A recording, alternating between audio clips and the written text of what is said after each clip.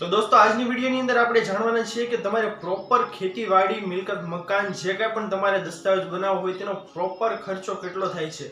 તમે ખાલી દસ્તાવેજ નોંધણીથી લઈ અને જે દસ્તાવેજ બનાવવા સુધીનો જે ખર્ચ હોય છે તે ખર્ચ તમારે કેટલો થાય છે તેના વિશેની માહિતી હું આપશું ને આજની આ વિડીયોમાં આપવાનો છું. દોસ્તો વહીવટને ઘડીક વાર સાઈડમાં મૂકી દો કે ભાઈ તમારે નોંધ પડાવવાની તે આ તે વસ્તુ છે તેનો ખર્ચો કેટલો થાય, તો તેનો ખર્ચો આ વિડીયોની અંદર હું આપશું ને નહીં જણાવું. તેના વિશેની માહિતી હું આપશું ને પછી ક્યારેક અન્ય વિડીયોની અંદર જણાવી દઈશ. અત્યારે હું આપશું ને જણાવું કે પ્રોપર તમારે મિલકત મકાન કે દુકાન ખેતીવાડી જે કાંઈ પણ દસ્તાવેજ બનાવવો હોય તો તે દસ્તાવેજ બનાવવાનો આપણે કેટલો ખર્ચો થાય છે તેના વિશેની માહિતી હું આપશું ને જણાવવાનો છું.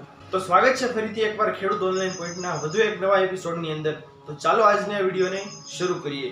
તો સૌથી પહેલા હું આપને જણાવી દઉં કે તમારે કોઈ પણ મિલકત મકાન દુકાનનો દસ્તાવેજ કરવાનો છે તો તે દસ્તાવેજ છે તેની તમારે સ્ટેમ્પ ડ્યુટી કેટલી થાય છે તે નક્કી સૌથી પહેલા કરવાની રહેશે. દાખલા તરીકે તમારે મકાનનો દસ્તાવેજ કરાવવાનો છે તો મકાનના દસ્તાવેજની અંદર કેવું હોય છે કે તેના બાંધકામનું જેટલું જૂનું તમારે બાંધકામ હોય તેટલો વધારે તમને કપાત મળે છે. એટલે કે જૂનું બાંધકામ હોય તેના વર્ષનો તેમને કપાત છે તે આપસોને આપવામાં આવે છે તેટલો તમારે વધુ ફાયદો થાય છે. પ્લસ જે તેનું બાંધકામ હોય છે તે અને સાથે તે જમીન છે તેમની બંનેની જંત્રી જે કંઈ પણ નક્કી તમારે 1 મીટરનો ભાવ હોય તેના આધારે તમારે જંત્રી ભેગી કરી અને જે જંત્રી નીકળે તે મુજબનો તમારે 4.9% સ્ટેમ્પ પેપર વાપરવાનો રહેશે.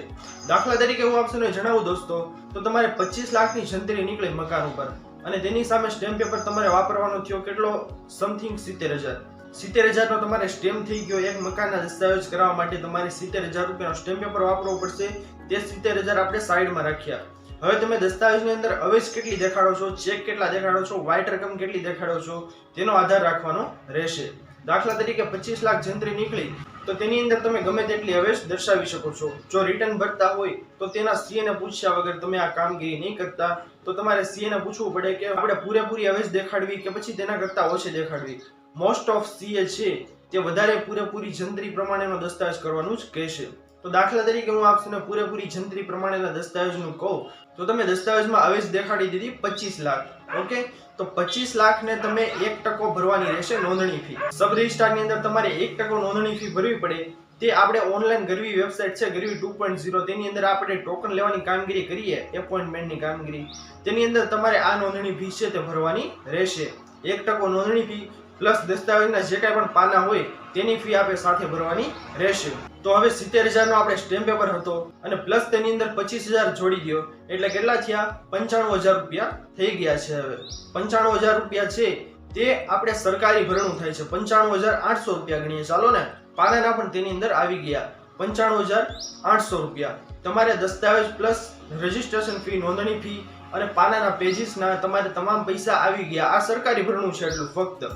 હવે તમારે કન્સલ્ટન્સી જે કાંઈ પણ લોકો પાસે તમે કામગીરી કરાવો છો તે તમામ અલગ અલગ લોકો છે તે તમામ અલગ અલગ ફીસ લે છે. તેમની અલગ અલગ ચાર્જીસ હોય છે.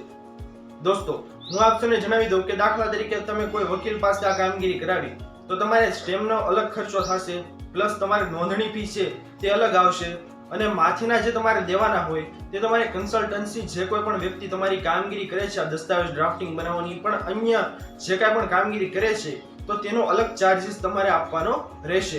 પ્રોપર હું તમને સરકારી ભરણા વિશેની માહિતી મેં આપી છે કે ભાઈ તમારે સ્ટેમ્પ પેપર કેટલો વાપરવાનો રહેશે પ્લસ તેની સાથે નોંધણી ફી છે તે કેવી રીતે વાપરવાની રહેશે, તેની સાથે પેજીસ છે તેની કેટલી ફી થશે. પ્રોપર તમારે દસ્તાવેજ બનાવવો હોય તો તેનું આ કોસ્ટ છે કે તમારે સરકારી ભરણું એટલું ભરવાનું રહેશે પ્લસ સ્ટેમ્પ પેપર અને તમામ કામગીરી છે તે આવી રીતે કરવાની રહેશે. બાકી છે તો તમને કન્સલ્ટન્સી વાળા કહી દેશે કે તેમનો કેટલો ચાર્જીસ છે. તેનો 10,000 ચાર્જીસ પણ હોઈ શકે, 15,000 પણ હોઈ શકે, 5,000 પણ હોઈ શકે. તે હું આ વિડીયોમાં આપશોને ન કહી શકું પણ એટલો ચાર્જીસ કદાચ હોઈ શકે. દાખલા તરીકે હું આપને જણાવું છું તો કન્સલ્ટન્સી વાળા છે તેમનો અલગ ચાર્જીસ હોય છે પ્લસ આ બધાનો અલગ ચાર્જીસ હોય છે.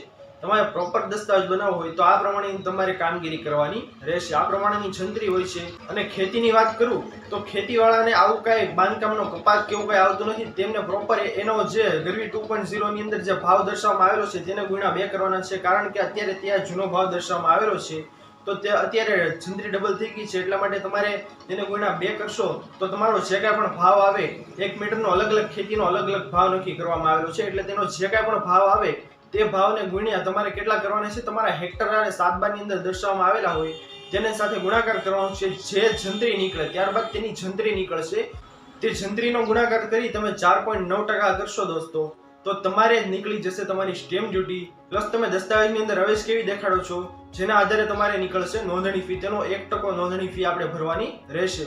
અને મેઇન વાત હું આપ સૌને કહી દઉં દોસ્તો કે તમે જે દસ્તાવેજની અંદર અવેજ દેખાડો છો તેની તમારે માફી મેળવવી હોય તો તમે લેડીઝના નામનો દસ્તાવેજ પણ કરાવી શકો છો, જેના કારણે તમારે ગરવી 2.0 ની અંદર 1% નોંધણી ફી છે તે માફી મળી જશે. ફક્ત અને ફક્ત આપણે પેજીસની જે પાના હોય છે તે જ ભરવાના રહેશે.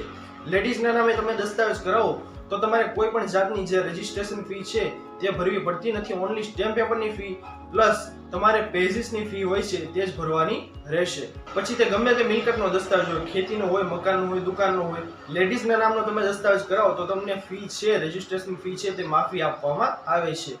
આશા કરું છું દોસ્તો કે આપ સૌને આજની આ મહત્વની માહિતી પસંદ આવી હશે. જો પસંદ આવી હોય તો વિડીયોને લાઈક કરવાનું ભૂલતા નહીં. ચેનલ પર નવા આવ્યા હો તો અમારી ચેનલ ખેડૂત ઓનલાઈન પોઈન્ટને સબસ્ક્રાઇબ કરી અને બાજુમાં આપેલા બેલ આઇકનને પણ પ્રેસ કરી દેજો, જેના લીધે આવી જ મહત્વપૂર્ણ માહિતી આપ સૌને આ ચેનલના માધ્યમથી મળતી રહે. તો દોસ્તો મળી આવ્યા પછીના વિડીયોમાં, ત્યાર સુધી જય હિન્દ અને વંદે માતરમ.